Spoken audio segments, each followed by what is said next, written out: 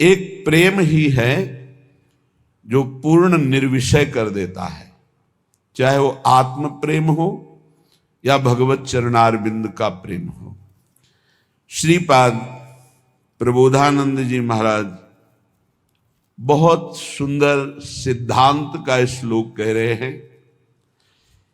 यदि ये गुरु कृपा से समझ में आ जाए तो बहुत जल्दी अध्यात्म की स्थिति जागृत हो जाए। अध्यात्म का स्वरूप क्या है? जैसे रोज हम अध्यात्म शब्द का प्रयोग करते हैं, तो अध्यात्म किसे कहते हैं? प्रभु के सिवा और कुछ स्मृति में न रह जाना, इसे भक्ति संबंधी अध्यात्म कहते हैं। और ब्रह्म के सिवा कुछ नहीं है और वही ब्रह्म यहां है, ऐसा अनुभव होना, न किसी से राग न द्वेष न कोई द्वंद्व, ऐसे महापुरुष को अध्यात्म स्थित कहा जाता है। वो ज्ञानी, ज्ञान मार्ग का अध्यात्म का है।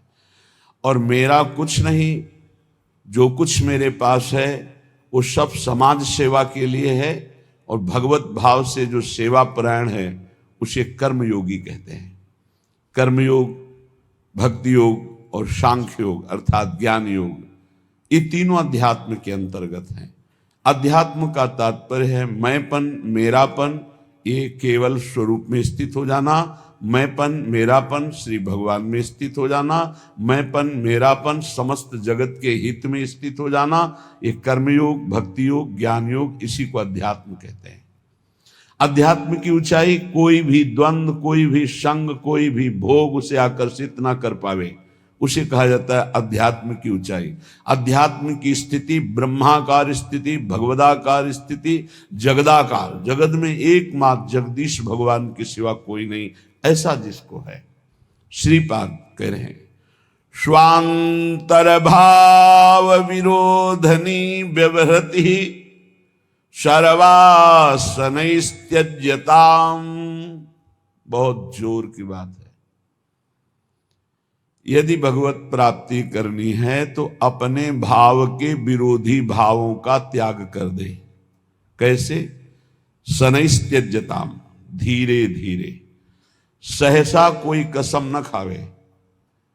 ये सब मूर्खता होती है। आज के बाद ऐसा ऐसा, फिर दूसरे दिन, फिर तीसरे दिन का नहीं, आदेश कर रहे हैं। सर्वांतर भाव में देखो कि तुम्हारे अंदर भगवत प्राप्ति की विरोधी वृत्तियां कौन सी हैं, और उन विरोधी वृत्तियों को डायरी में नोट करो या अपने दिमाग में नोट करो, और फिर सर्वासनैस्त्यज्यताम्, धीरे धीरे एक एक त्यागो, और जो त्यागो उसे पुनः स्वीकार मत करो। स्वीकृति हृदय से होती है, स्वीकृति नहीं होनी चाहिए, बस खास बात है। ये स्वीकृति अगर नहीं है ना तो विषयान ग्रहणंत मुंचंत, वहां कोई फर्क नहीं पड़ता। और स्वीकृति है तो विषय सेवन करो या ना करो, कोई फर्क नहीं पड़ता, बंधन वैसे ही बना रहेगा। सारा खेल स्वीकृति का है। प्रारंभ में रूप से त्याग करना है भोगों का, स्थिति भोग राग के त्याग की है। स्थिति में राग का त्याग है, भोग तो यथावत सृष्टि में बने रहते हैं। राग रहित होकर वो भोगों में विचरण करने वाला महापुरुष भी किंचन मात्र नहीं बंधन को प्राप्त होता। पर वो एक स्थिति है जहां सब भगवत स्वरूप है। प्रारंभ में स्वांतर भाव विरोधनी, जो अंतर में भाव, जैसे हमारा अंतर भाव है सहचरी भाव, हम वृंदावन नित्य विहार रस के उपासकों का प्रिया, जो हमारी प्रिय स्वामिनी, प्रिय सखी, हम उनकी सखी, हम उनकी नित्य दासी। ये जो हमारा स्वरूप है, ये न स्त्री है न पुरुष है किसी का भी। ये स्त्री पुरुष भाव ही मायाकृत है, और ये भक्तिकृत भाव है। और कोई भाव न करे, समस्त भावों से ऊपर उठ जाए तो जीवन मुक्त हो जाए, मोक्ष पदवी प्राप्त कर ले। इसीलिए भावोत्सवेन भजताम के जो महापुरुष हैं वो कैवल्य विभेद, वो भय लगता है, नहीं, मोक्ष नहीं चाहिए। उसे पिशाच नहीं कहा जिससे प्रिया जो छूट जाए, मुझे ऐसा मोक्ष नहीं चाहिए। आत्मस्वरूप का कोई भी रूप नहीं है, उसका भाव किया जाता है। जैसे सखा भाव, तो वही आत्मस्वरूप सखा भाव को प्राप्त हो गया। वात्सल्य भाव, गोपी भाव, सहचरी भाव, ये भाव भागवतिक है।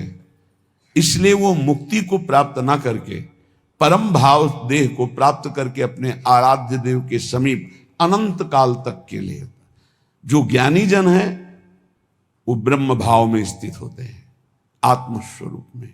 इससे उनका मोक्ष हो जाता है। मोक्ष का मतलब ब्रह्म में मिल गए, और भावदेह का मतलब अपने इष्ट के समीप रह करके परम सुख का रसास्वादन करना। तो स्वांतर भाव विरोधिनी व्यवहृति सर्वासनित्यजताम। अब अंतर भाव विरोध में बहुत कुछ है। भोगों की आकर्षण वृत्ति से बच पाना, अभी आप सुन रहे थे, भूरी सखी प्रार्थना कर रही। हम प्रार्थना से ही बच सकते हैं। ये आपको सच्ची बात कहते हैं, पूरे जीवन के अनुभव की बात कहते हैं कि गुरु कृपा से ही भोगाग्नि शांत होती है। जो भोगों के प्रति वैराग्य होता है, घृणा का भाव होता है, इसे अच्छे से समझ लीजिए, ये गुरु कृपा से होता है। ना भोगने से शांति मिलती है और ना त्यागने से ही पूर्ण शांति मिलती है। भूत के लड्डू हैं। त्याग शब्द पर ध्यान देना, हम वैराग्य या उपरति नहीं कह रहे।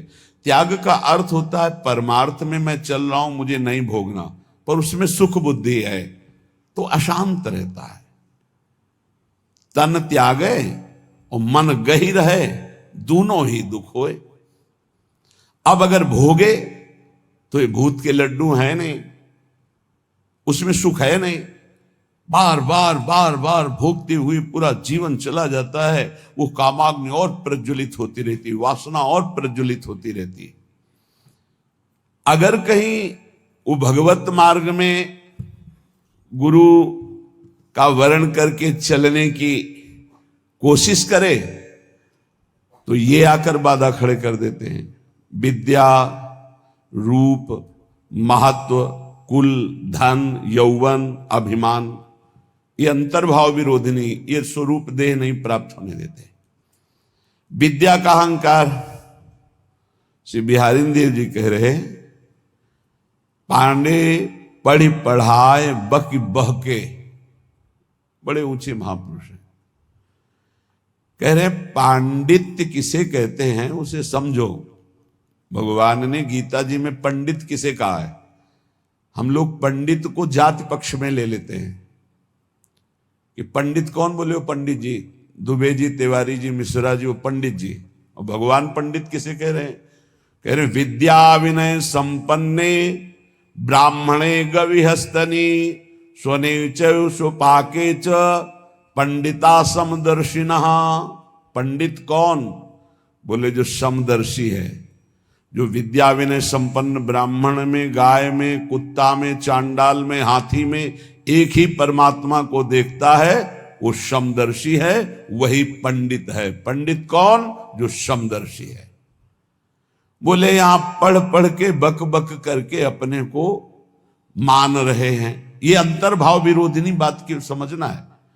परमारथ सपने नहीं सूझो, स्वार्थ ही को सह के पाणे, पढ़ी पढ़ाई बकी बहके। विद्या का जो अभिमान है इस स्वरूप बोध नहीं होने देता। नायमात्मा प्रवचनेन लभ्या न मेधया न बहुना श्रुतेन।